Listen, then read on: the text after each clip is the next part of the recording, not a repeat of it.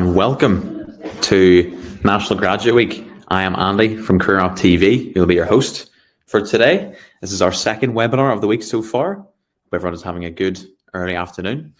Today we'll be collaborating with ESA, the European Space Agency, where they'll be deep diving into the opportunities they have to offer you, as well as showcasing what it's like to work at the European Space Agency. Remember, the session is recorded, so if you do miss anything, don't worry. It will be up on our YouTube and website within the coming days. So make sure to like, subscribe when that comes around. And remember, there will be a Q&A at the end of the session. So feel free, if you have any questions, to just leave them in the chat and the Q&A box, and then we'll come back to them at the end of the webinar. So without further ado, I'll pass on to the ESA team to continue with their session. So, good afternoon and welcome everybody. I hope you can hear me. My name is Lucy van der Tas and I am the Head of Talent Acquisition at the European Space Agency. I'm based at our Space Research and Technology Centre in the Netherlands. Hi everyone, my name's Aaron. I'm a young graduate trainee at ESA and I'm also based at ESTEC, which is the Space Technology Research Centre in the Netherlands, and I've been at ESA for about 1 year now. And we have a short video which we'd like to share with you to kick off the presentation.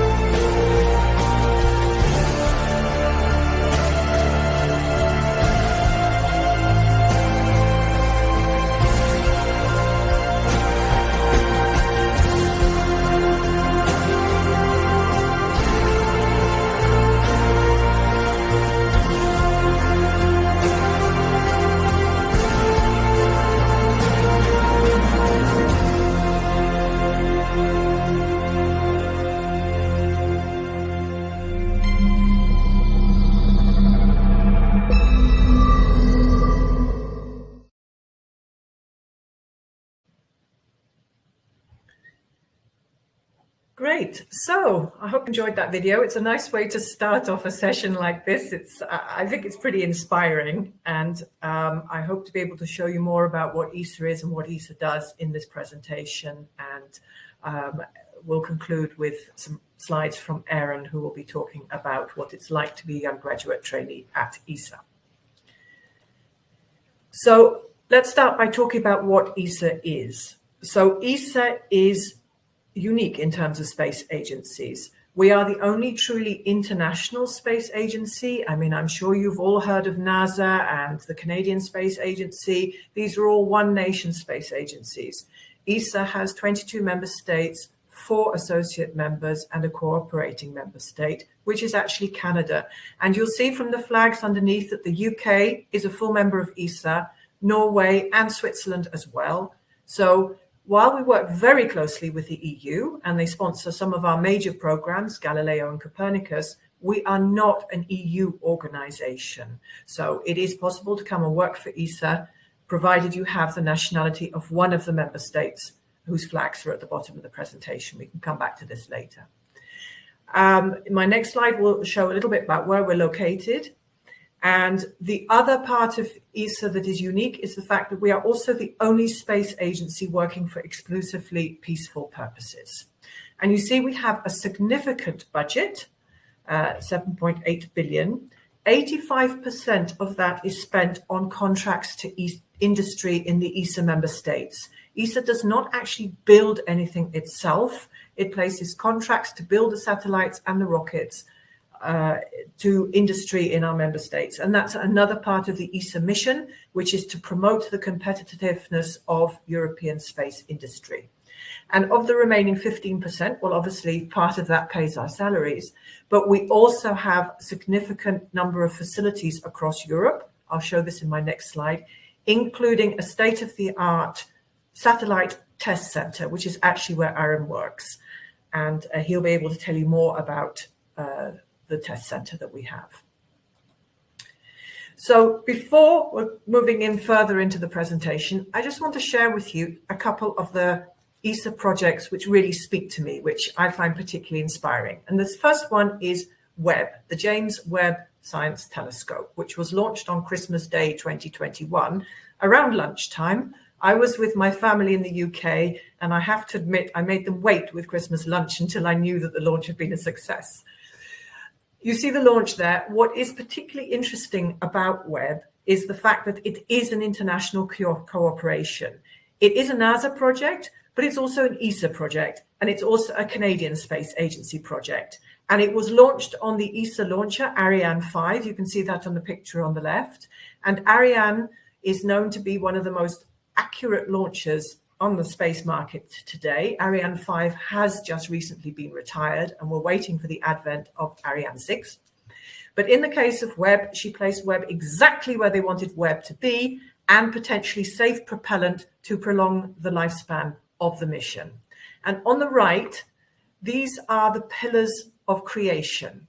So we really are looking at the origins of the universe, thanks to Webb. And this was a picture taken nearly a year ago in November 2022. Then another satellite which really inspires me, and a rather old one, but for a number of reasons. So Rosetta was launched in 2004 with the Philae lander on board.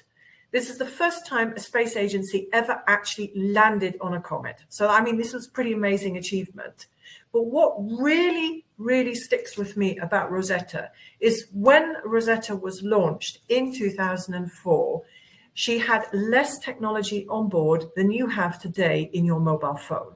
And it's amazing to think of these achievements that we can do with the technology we have available or had available when Rosetta was built. So I promised to talk about where we are located, and you can see that we have 9 locations across Europe. Now, the Guiana Space Center is, strictly speaking, legally speaking, part of Europe, because French Guiana is part of the French country, the national part of France. But obviously, that's where we launch so that we can launch out across water, and also we're close to the equator.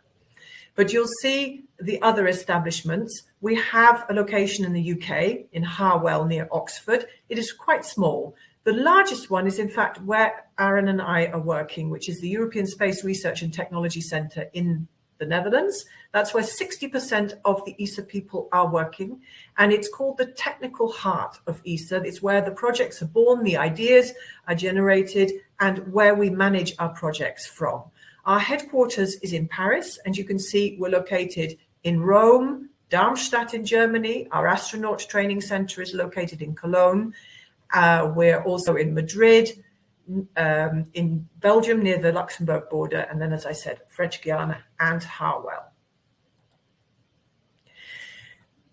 I'm not going to talk to you today about careers as ESA astronauts, but I cannot give a presentation about jobs at ESA without speaking about astronauts. So here you see a picture of the class of 2008-2009, and you'll see Tim Peake.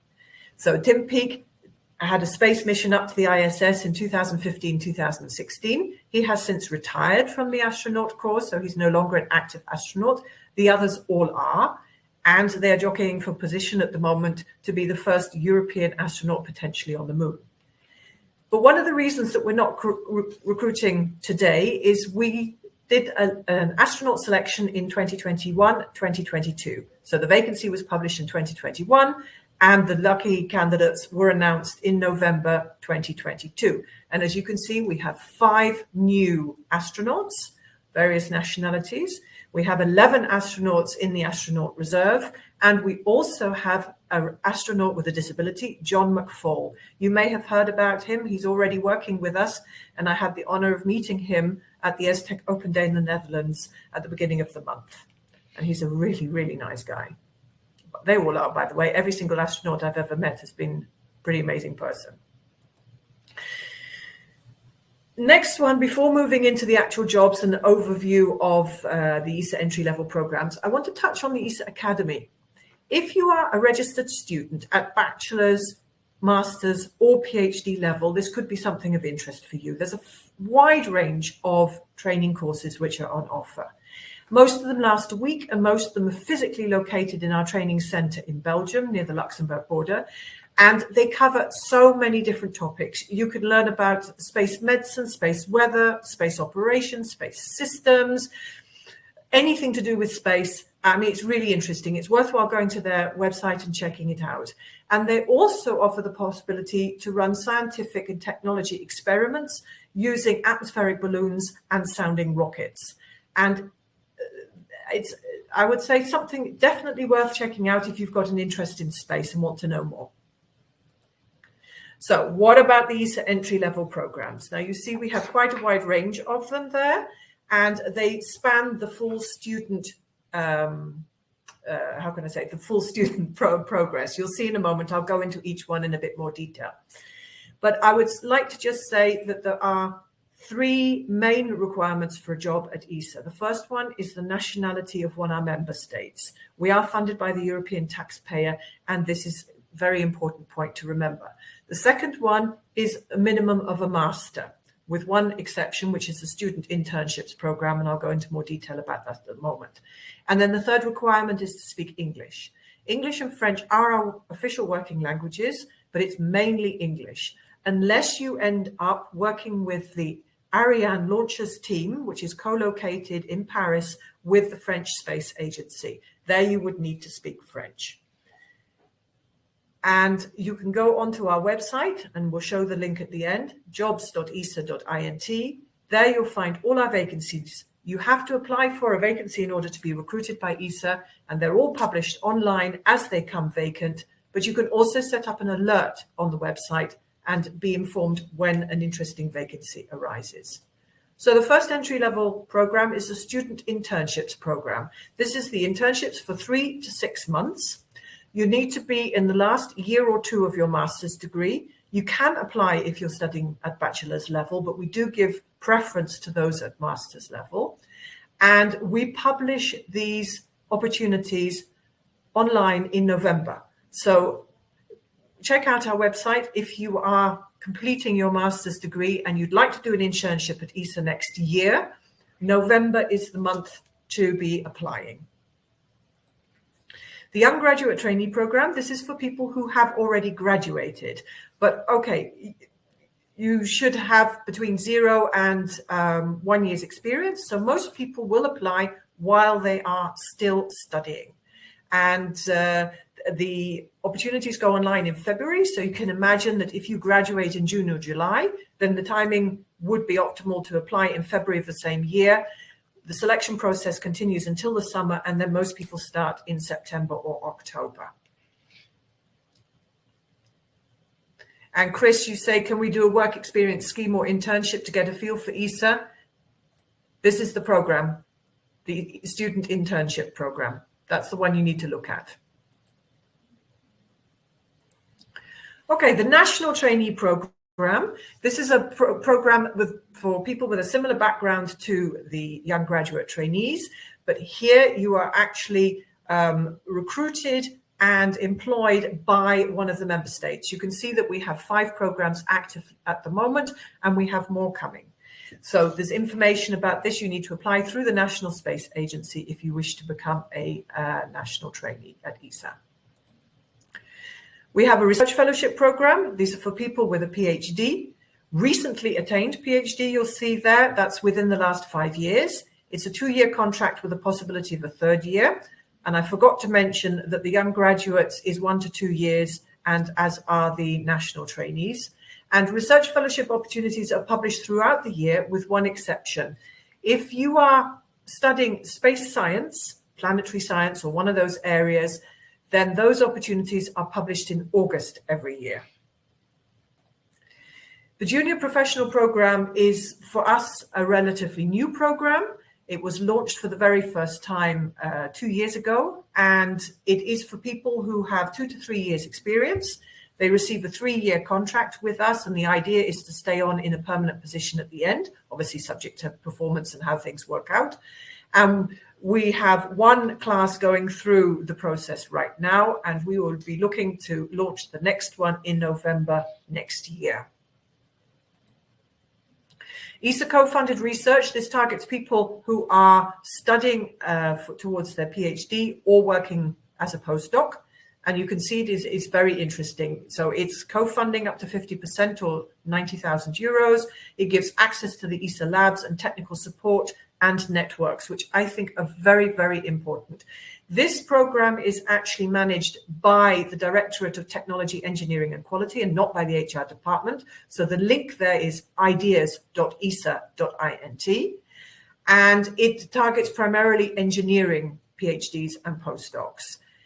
And I think that's also something that's very interesting. And it's the one single program where you do not need to have the nationality of one of the ESA member states. You have to be studying at a university in one of the ESA member states, because here we place a contract with a university and not with an individual. An overview of the engineering disciplines. These are the classical engineering disciplines which we need to launch any satellite. IT obviously is a business support service, but it is also an engineering discipline.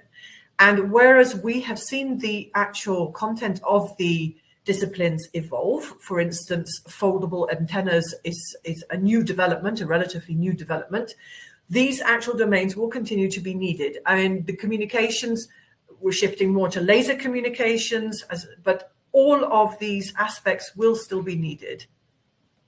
And the same goes for the scientific disciplines. I touched briefly on the planetary and space science disciplines in relation to the research fellowship programs. Life and material sciences, the life sciences specifically linked to astronauts. Earth observation. ESA is a world-leading space agency in terms of Earth observation. And applied mathematics, interesting enough, one of those applications is for the calculation of orbits. But of course, we have the non-engineering, the non-scientific disciplines represented at ESA as well. Any organization needs these disciplines in order to support its activities and its operations, and we are no different to any other. So these disciplines actually represent about 30% of the ESA workforce. The other 70% is, of course, in the engineering and scientific disciplines, but it's still significant. So what are we looking for? I said we're looking for master's or PhD level. The passion for space, I think, is critical.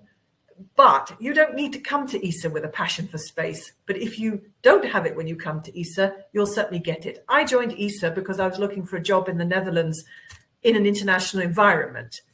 And I ended up with a passion for space. I think making my family wait for the launch of Webb at Christmas Day is, before we can start eating our lunch, is an example. You become pretty passionate. The team spirit, ESA is a big family. I've got a slide at the end which I feel does demonstrate that. But the one thing that I personally believe, and this I'm speaking now with 10 years of recruiting experience for ESA, is the professional curiosity. This is the thing that will keep you at the cutting edge throughout your career, whether it's with ESA or whether it's with any other organization. Careers are long. They typically span 35 to 40 years. And the professional curiosity, the learning attitude, I think is the most critical part of a career and the most important competence. So what do we offer? I hope I've given an example of some of the projects and activities that we do. We have a very big portfolio of training courses, language courses, but engineering courses, soft skills, business skills, all sorts of skills. You can find more information about our salary conditions and terms terms and conditions of working at ESA on our website. And we also have a lot of social, sports and cultural programs so that people can do things together outside of their working life if they so wish. It's a really good way to develop relationships with colleagues. And this is my final photograph. It was taken on the 8th of September 2023 at our ESA Teams Day. What you see there is a live logo. Everybody standing there is holding a piece of paper above their head. And this picture is taken by a drone, but in fact, it was taken to time with a satellite passing overhead. So we have a satellite picture of the live ESA logo. And this was replicated across 6 of our establishments at the same time on the same day. The only one, I'm afraid to say, where the satellite image did not work was at Harwell in the UK because the cloud cover was too thick for the satellite to be able to take the picture. But they do have the drone pictures to prove that they too were part of this amazing experience. 2 websites to bear in mind. Careers at ESA, where you can find out all the information that I have been presenting and more. And jobs.esa.int to apply or to set up an alert. So Aaron, over to you. Thank you, Lucy. Hi, everyone. My name is Aaron, and so I'm actually from the UK. I'm from a small town in South Wales. I did my my bachelor's in mechanical engineering at Cardiff University, and then during that I did a placement year where I worked as a research and development engineer.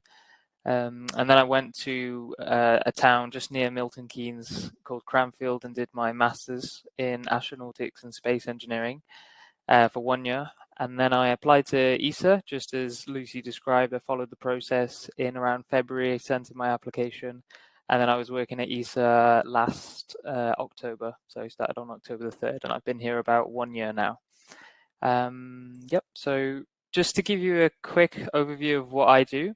So this is how my time is spread in my current role. So my current role is essentially mechanical design, and I support the testing of satellites.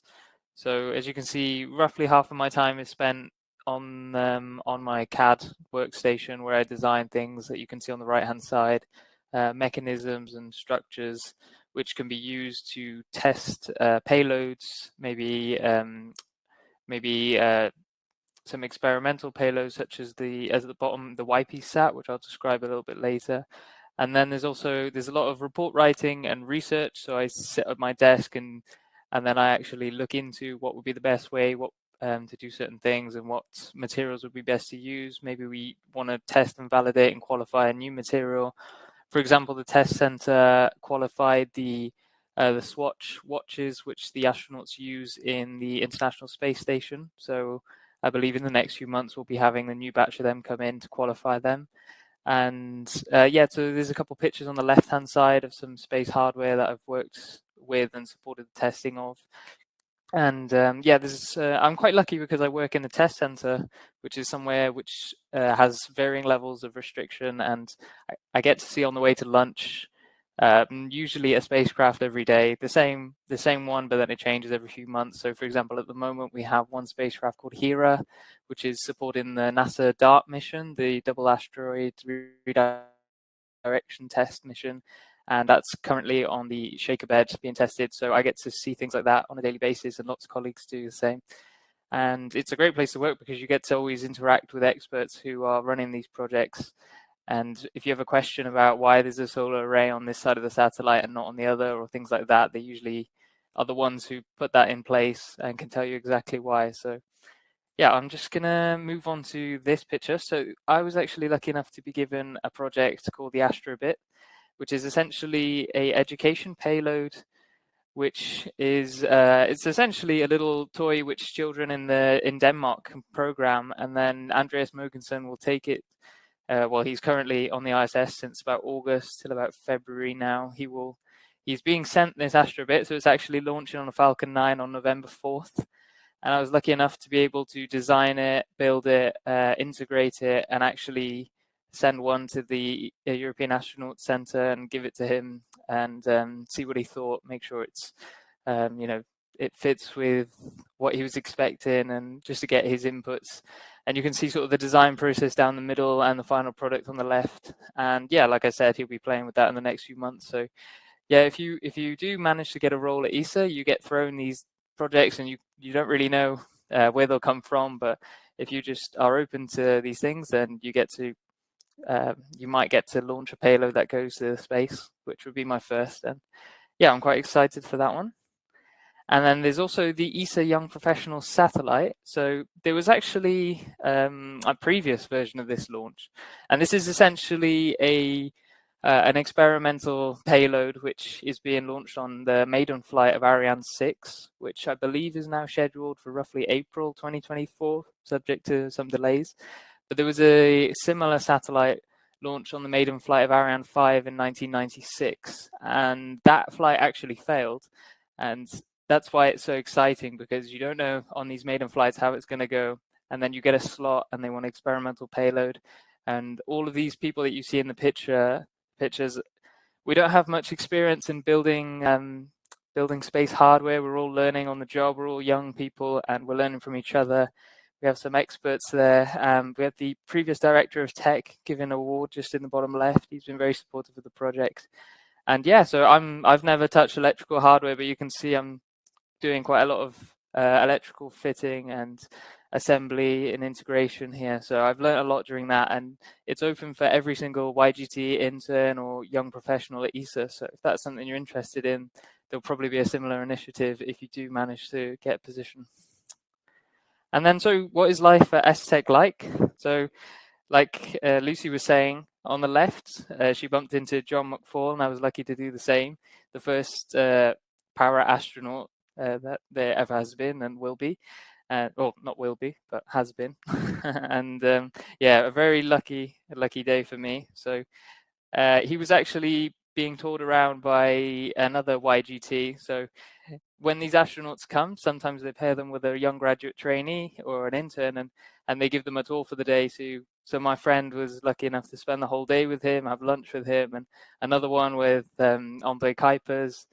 And there's just so many opportunities to see amazing things that you probably didn't know were happening. And yeah, there was the TIE fighter from Star Wars in the top right picture, which was there a couple of weeks ago.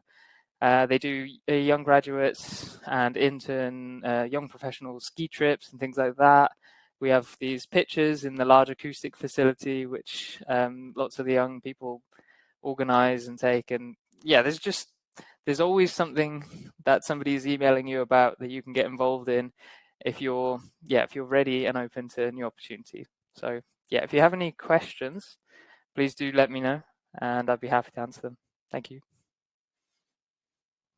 Wow, very informative, guys.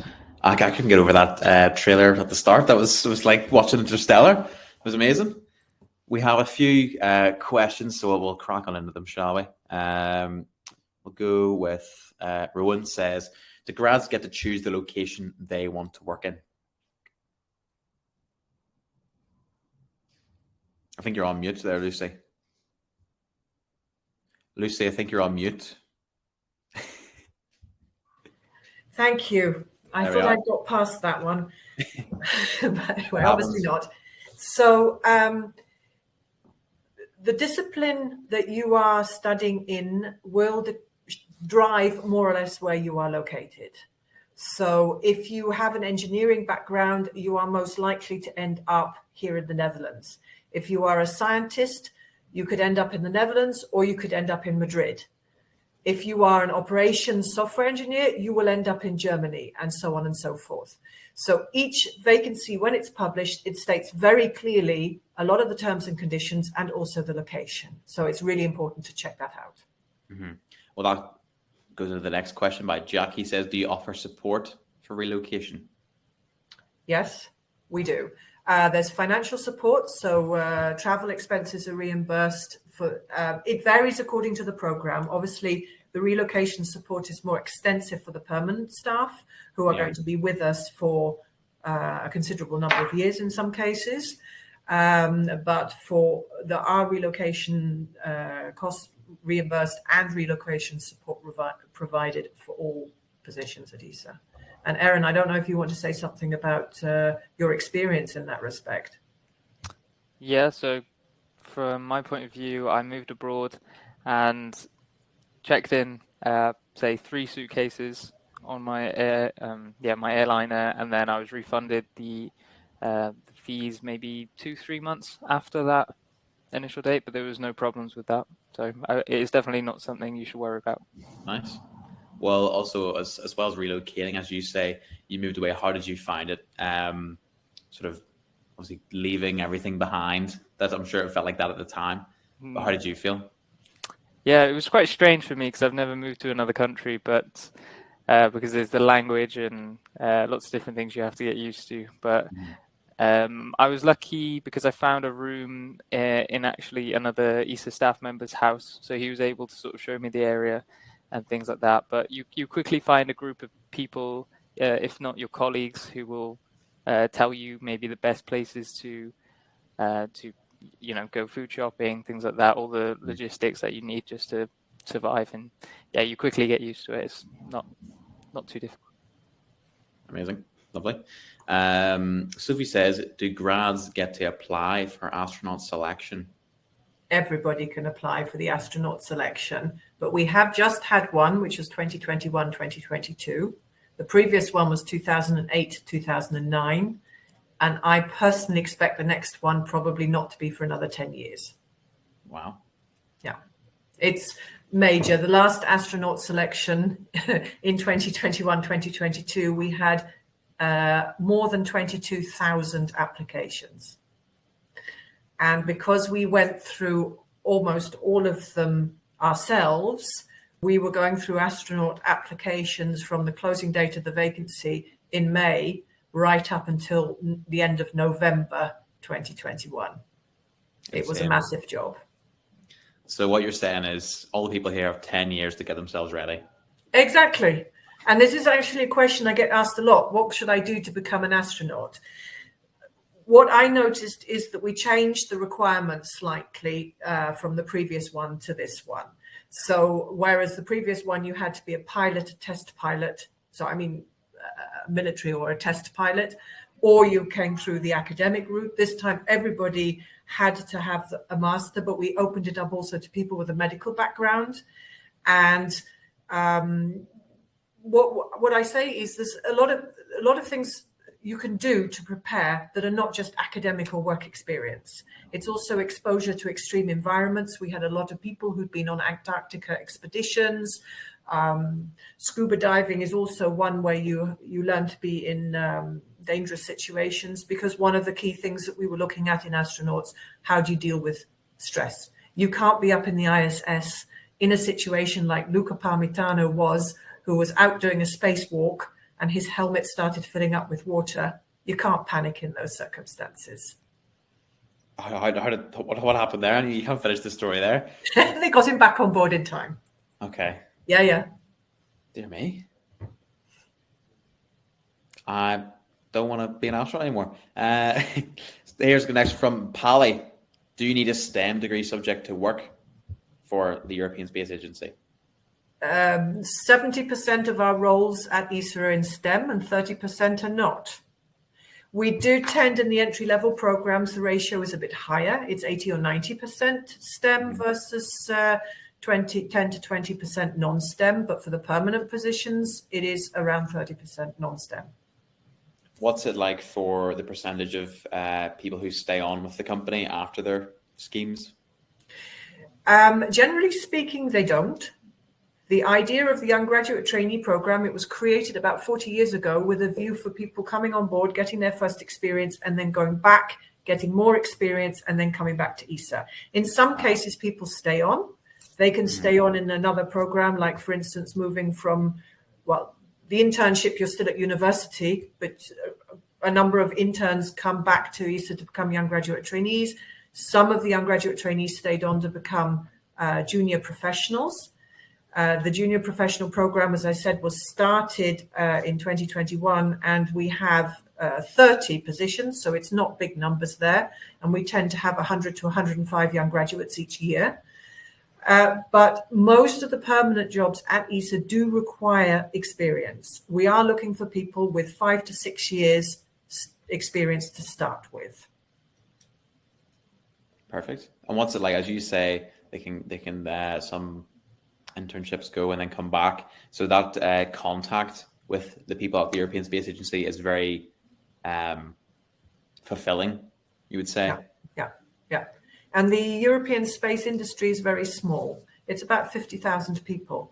And you find that it's very networked, and either through LinkedIn or through having worked together in some project, or this symbiotic relationship that ESA has with space industry and with the national space agencies and also with academia, means that people, if you work in a specific domain, you tend to get to know the people there quite well. You know them.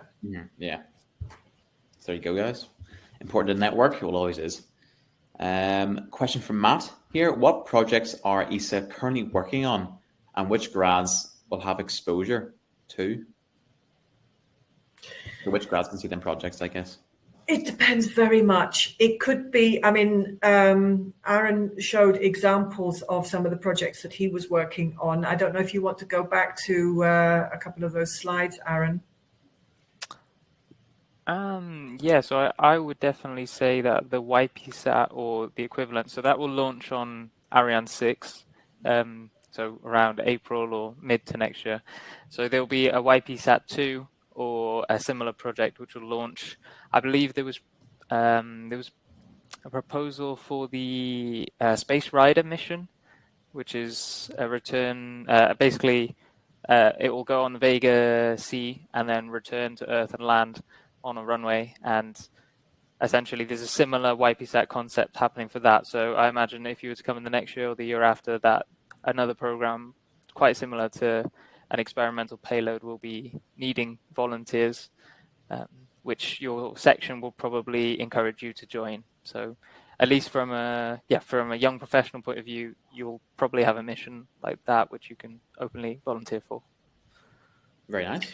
And I should say that the YPSAT is a bit of an extracurricular activity that was set up at the initiative of the young professionals at ESA. If you come back to the more mainstream ESA programs, you could work on any. There are so many ongoing at any given time. I mean, we have about 8 to 10 Earth observation missions right now as we speak. And we also have the scientific missions, but then these are the big flagship missions of ESA, but then you go right down to R&D work in technology, and this is the astrobit aspect that I was thinking about. So it could be at any size or shape, from R&D development right up to supporting a full-blown ESA project. But it does depend so much on the vacancy, what is available at the time, what phase of project's in, and what the people are looking for. There is a certain degree of flexibility, certainly in the internships. You'll see maybe 3 or 4 or 5 different suggestions, YGTs as well. And then, for instance, they might say mechanisms engineering, and then give you 5 different options of different typical types of projects or activities that you could be working on.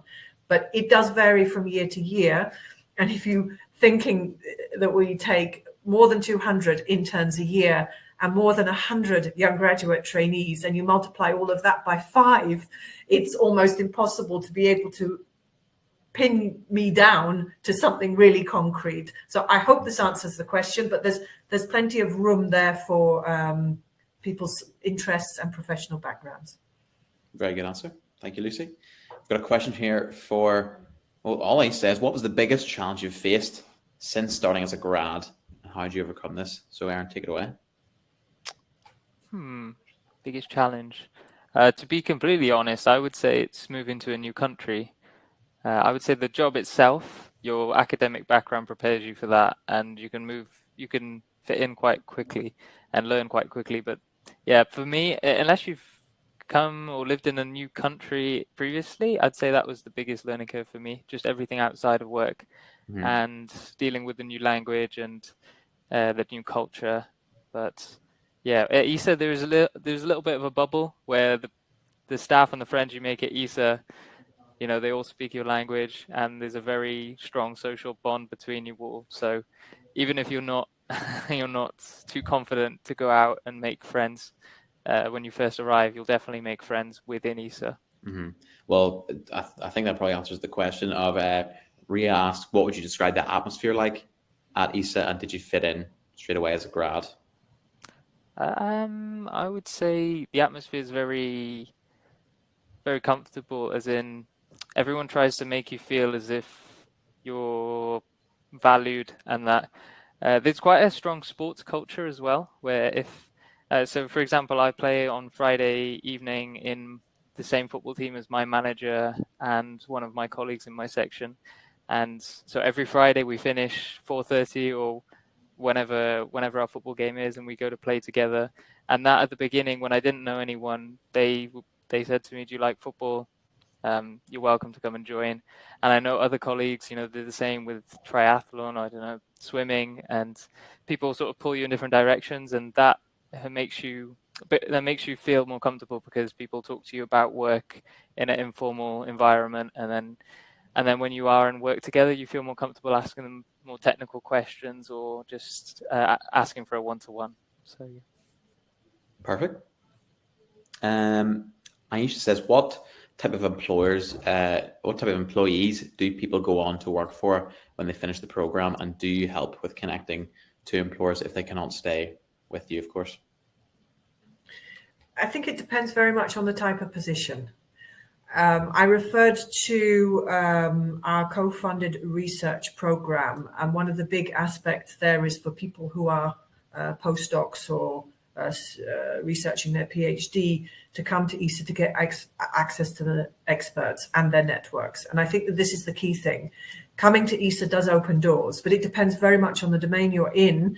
Obviously, if you are an IT engineer and you work in ESA IT, working for ESA might not open as many doors for you with IT companies who might never have heard of us, compared to if you're a space mechanisms engineer and wanting to go and work for one of the large space integrators, then yes, definitely doors open. So it varies very much on the domain, and you will get access to people's networks. People are very open with sharing, and you can talk to them and get advice and help. Yeah. Here's a question from Alexandra. So it's more about, obviously, about her. So my PhD is in molecular biology, but I've always really enjoyed the topic of space biology and space in general. I know molecular biology could advocate for my STEM background, but would that be enough to get my foot through the door in ESA if I wanted to work more in space operations? If so, would you recommend any particular skills or training opportunities I should look into to help me prepare for the application? That's a very good question. So what you have to realize is that ESA, we're a collection of specialists. Mm-hmm.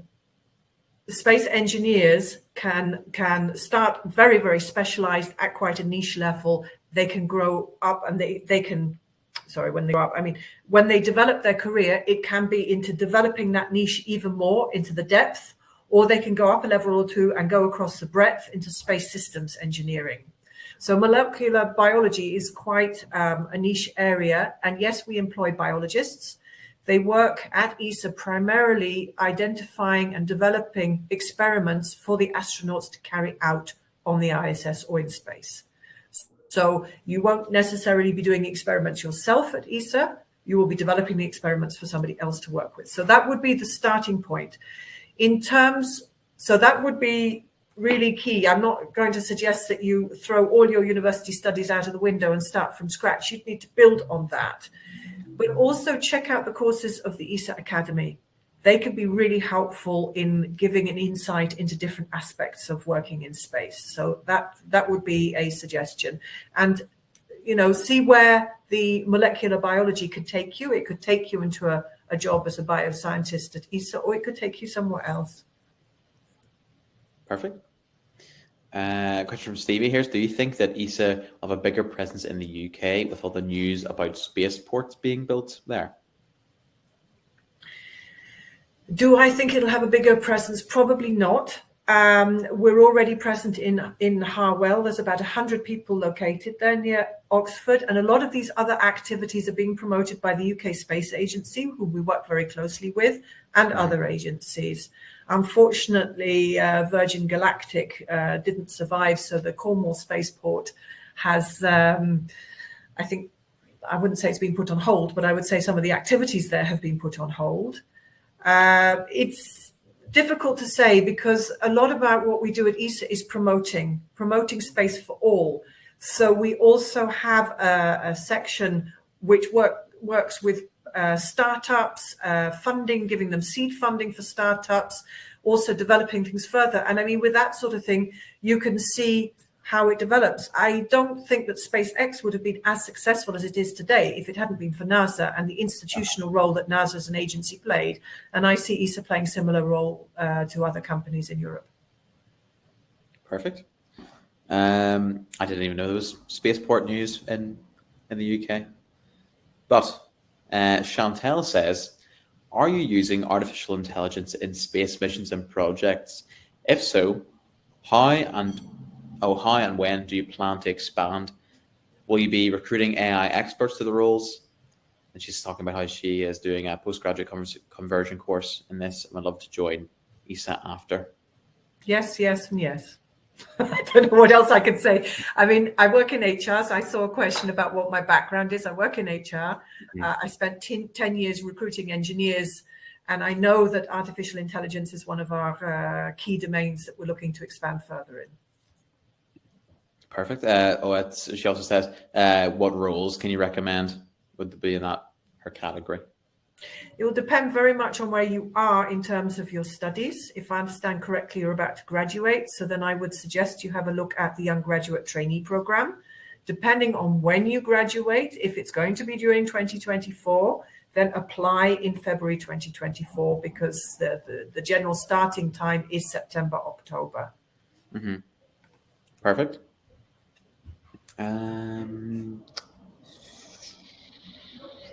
Well, yeah, on that thing, as you said, it depends on where they're based or what they're studying. Do you take students who live outside the EU, says Lee? Yes. It's the nationality which drives it. We ask people to submit a copy of their passport when they apply because we are only allowed as the European Space Agency to recruit nationals of one of our member states. You can see the flags along the bottom, maybe not all of them if our images are covering the ones to the right. Those are the 4 associate member states and also Canada, but to the left you have the 22 full member states of ESA showing. Perfect. Ricky says, do you accept degrees from other disciplines other than engineering and research? For the 30% non-engineering and science roles that we have at ESA, yes, absolutely. The key thing is relevance. So and what we do have sometimes is people who've done 2 very different degrees. So you could do your bachelor in one domain, you could do your master in something else. So long as it's relevant, and certainly at the start of your career, it's what you do with it that really counts. As your career evolves and then you bring in experience, it could be that you actually end up in a domain which is not so directly related to your degree. It also depends on the type of role you take. If you go for a more systems type of career evolution, then it can be the broader your profile, the better. If you want to become an expert in a specific technical domain, then you'll need that very deep niche knowledge and experience. Perfect. Thank you very much. Well, I'll ask this one to you as well, because I obviously asked it there before, and what the biggest challenge was you faced since you joined, and how did you overcome it? Me? Yeah. Me. The biggest challenge. Well, this is a very interesting question because I've actually been working for ESA for 40 years, and you're asking me to dredge my memory back to 1983, which I'm really sorry, I can't remember. I could talk about what I liked. I'm sure you've got the biggest challenge in the past 10 years. Well, I would say, putting myself in the shoes of somebody looking in, is you need to understand that ESA is not the environment for everybody. We are international civil servants, and that gives you an idea of the type of role that we have. So we have a certain amount of checks and balances and rules we have to follow. And if you are a hacker or you are an entrepreneur, ESA might not actually be the place for you. I mean, it's all about the match. We talk about looking at the vacancies that match your background, which is your academic record, your experience, what else you've done, but they have to match your aspirations and your personality. Amazing. I've got one there. Marie just says, I was wondering about the applications for the various programs available for students. If there's a motivational letter required, do you have any tips on writing one? As I'm guessing this is an important factor in determining the best candidates. I'll take that one, and then I will ask Aaron to complement it from his own experience. So what we ask people to submit, we ask them to fill in an online application form and then to submit a CV and a motivational letter. And the CV needs to be clear, well-designed, easy on the eyes. I've seen, I should say, probably so many different versions and styles and things like that. It really doesn't matter so long as the hiring manager gets the information they need. You need to make sure that everything in there that you have done, which is being asked for in the vacancy notice or referred to in the vacancy, that it is actually listed. I've had people contact me via LinkedIn, and when I checked it out for them, it turned out that a very critical component that they said they were interested in, they hadn't actually mentioned it in their CV. So I would say that's pretty basic. But again, at the end of the day, you also need to make sure there's not too much irrelevant information in there. And as I'm speaking to people who are probably still studying or about to graduate, you're not going to have a lot of experience to put in there. So you will obviously put in more about the content of your studies, give some information about the various topics that you have studied and any extracurricular activities or other things that you have done. But it needs to be in balance. Somebody sent me a CV once and they wanted to apply for a structural engineer position, and they went into a great deal of depth about their experience as a waiter. And I would say, great to mention these things, but you don't want to overemphasize them if you're applying for a position as an engineer, because this isn't going to help your case as much. So it needs to be relevant. And then the motivational letter, of course, it's about your motivation, but it's also about what you know about ESA, what you know about activities or projects which are relevant to ESA.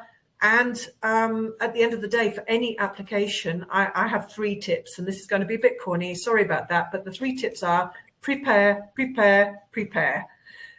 It's so key to an interviewer or a hiring manager that you can see that the person has prepared, because this is an important step in your life and in your career. And if you don't prepare for important things, what are you going to be like to be as a colleague? So I would just say, really make it relevant, prepare. And one last tip, make sure that your motivation letter and your CV don't contain any references to any other employers that you might be applying for. I have seen a beautiful motivation letter, and at the very end, it said, I am so looking forward to coming to work for Airbus. Now, that sort of mistake is not going to be picked up on by your spell checker, because it's not a spelling mistake. But just, you need a little bit of an eye for detail if you're in this process. Aaron, do you want to add anything to that? I think you covered everything. The only advice I would give is, if you have a friend or family or a lecturer who's quite close to you, maybe just give it to them and for a read, just to make sure that they can understand what you're saying is quite clear. Because sometimes I write something and then I give it to someone else and they read it and they don't know actually what I was trying to say. And maybe that's just me personally, but I would have it checked over by someone if you have someone who would be willing to do that for you. Yeah, that's very good. The idea of a motivational letter, that's very new to me. Explain a bit about like what the term motivational letter is. Well, motivational letter is explaining your motivation for applying for a job, basically, in a nutshell. But it is actually more than that, because your motivation, you can't separate it from the job and the organization. You need, one way of showing that, and as I said, prepare, prepare, prepare. So one way of showing that is if you have already checked out the work that ESA is doing in your domain. I'm talking here now, obviously, about ESA. Other companies' websites might not be quite as extensive as ours is, but there is so much information out there, and it needs to be relevant to your background and to your interests. Perfect. Amazing. Well, we're just about to wrap up. As I said before, in a little brief, have you got any final words of advice for these people in this lovely webinar who would like to join ESA? I think my piece of advice would be go for it. Follow your heart, follow your dream. Don't hesitate. If you see something that you really think is great and made for you, go for it. The hiring manager might not agree with you, but they might. So unless you give it a go, you're never going to know. So go for it, I would say. Yeah, I would just echo what Lucy said, but for example, I've applied to lots of ESA jobs in the past and I've been rejected more than 5 times, I think, for internships and things in the past. So just keep trying. You'll find the role that's right for you if you really want to work there. So. Perfect. And you're a perfect example of that as well. Thanks. Perfect. Amazing. Thank you very much. It was a very insightful webinar. I'm sure everyone took on a lot of information there. So remember, if you need to look back, you can. It'll be uploaded on YouTube and our website in the coming days. Thank you to Lucy. Thank you to Ahmed. Thank you to, I can't remember her name, who's fixing, was it Marianne? Miriam. Lovely. Thank you, Miriam, as well. And I hope everyone has a lovely rest of their day. And remember to check out the website. It is still there there's a few links if you want to go check them out as well. And that is how you will contact careers at ESA. I just popped an email address into the chat. Perfect. So if anybody's got a burning question which wasn't answered today, don't hesitate to drop us a line there. There you go. Thank you very much, guys. Cheers. Thank you. Have a good rest of your day. Cheerio. Thank you.